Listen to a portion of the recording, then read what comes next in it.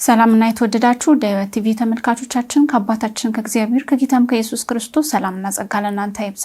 ከዳይወት ቴሌቪዥን የዕለቱን መረጃዎች ይዘንላችሁ ቀርበናል። መረጃዎቹን ወደ እናንተ በማድረስ ቆይታ የማደርገው እኔ ሮማን ክሊል ከመላው ስቱዲዮ ባለሙያዎች ጋር በጋራ በመሆኑ አብራችሁን ቆዩ።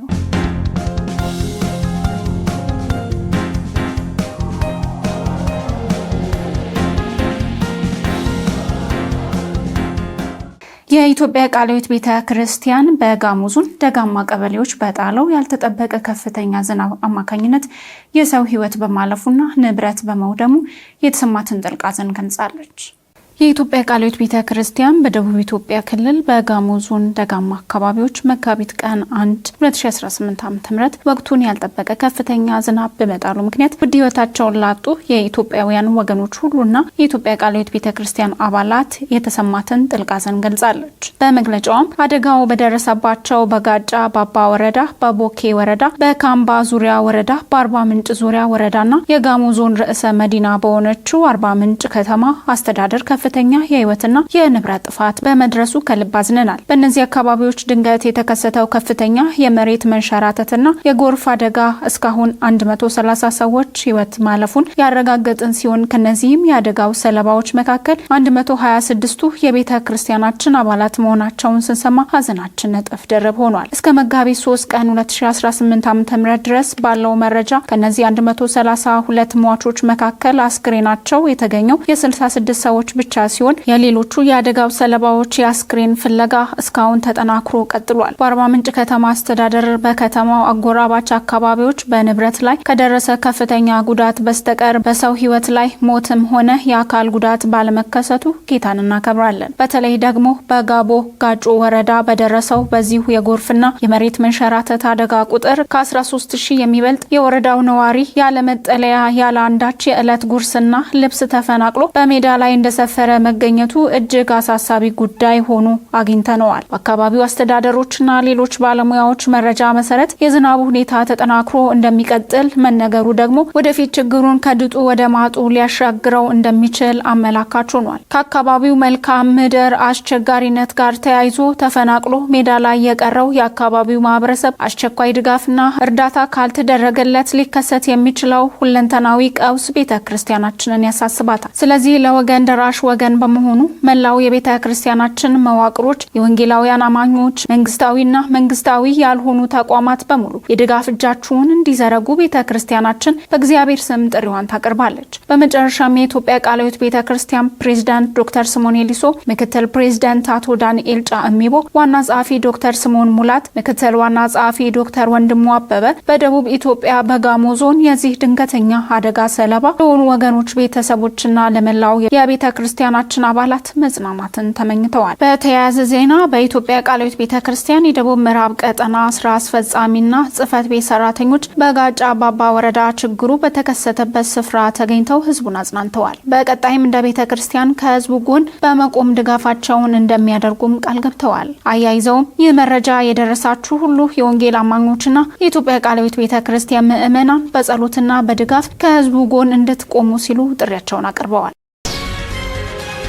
ወደ ተመልካቾቻችን እየተከታተላችሁት የሚገኘው ከዳይወት ቴሌቪዥን የሰዓቱን መረጃዎችን ነው። አሁን ደግሞ ከውጪ ወዳገኘናቸው መረጃዎች እናልፋለን። እንደ አውሮፓውያን አቆጣጠር በ2025 መጽሐፍ ቅዱስ ሽያጭ በከፍተኛ መጠን ጨምሯል ተብሏል።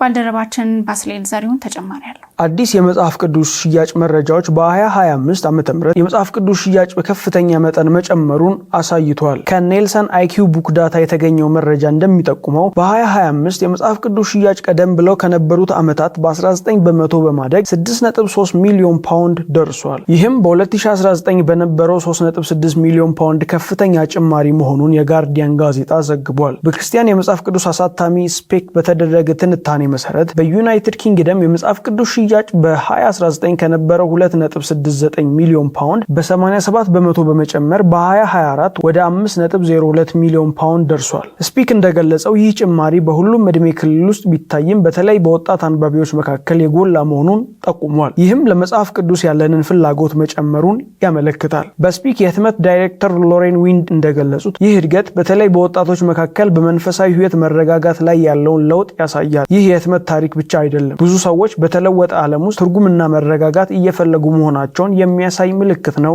ብለዋል። ይህ ግኝት በ2026 በዩናይትድ ኪንግደም የተጀመረውን ብሔራዊ የንባብ ዓመት ዘመቻ ጋር ይገጣጠማል። ዘመቻው ሰዎች መጽሐፍ ቅዱስን ማንበብ የዕለት ተዕለት ሕይወታቸው ክፍል እንዲያደርጉት ለማበረታታት የተጀመረ ነው። በዩክሬን ጦርነት መካከል 1.6 ሚሊዮን መጽሐፍ ቅዱሶች መሰራጨታቸው ተነገረ። ተጨማሪ አለ።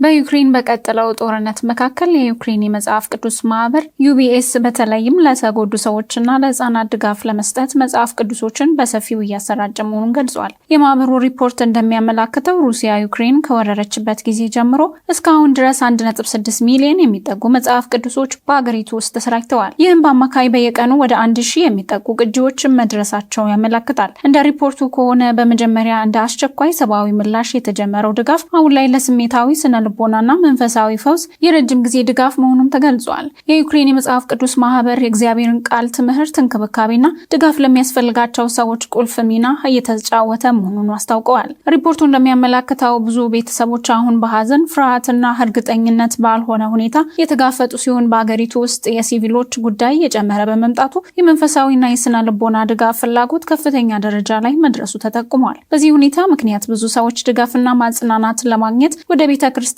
እየተመለሱ መሆናቸው ነው የተነገረው። በተጨማሪም መጽሐፍ ቅዱስ ላይ የተመሰረቱ የህፃናትና የወጣቶች ፕሮግራሞች ፍላጎቶች እየጨመረ መሆኑ ሲገለጽ፣ አብያተ ክርስቲያናት ወደፊት ዩክሬን ይተካሉ ተብለው የሚጠበቁትን አዲሱን ትውልድ ለማበረታታት ትኩረት እየሰጡ ይገኛሉ ተብሏል። እነዚህ ፕሮግራሞች የማገገሚያ ካምፖች፣ የማህበረሰብ ፈውስ ፕሮግራሞችን ጨምሮ ለተፈናቀሉ ቤተሰቦች፣ ለቀድሞ ወታደሮችና ለህፃናት የተለየ ድጋፍ እንዲደርስ እንደ አውሮፓውያን አቆጣጠር በ2026 ዓመት የተቀመጠው ዓላማ በአውደ ጥናቶች፣ በድጋፍ ቡድኖች፣ በተሃድሶ ማዕከላትና የስልጠና ፕሮግራሞች ተጨማሪ 16000 ሰዎች መድረሱ መሆኑ ማህበሩ ገልጿል። ዘገባው የክርስቲያን ቱዴይ ኒውስ ነው።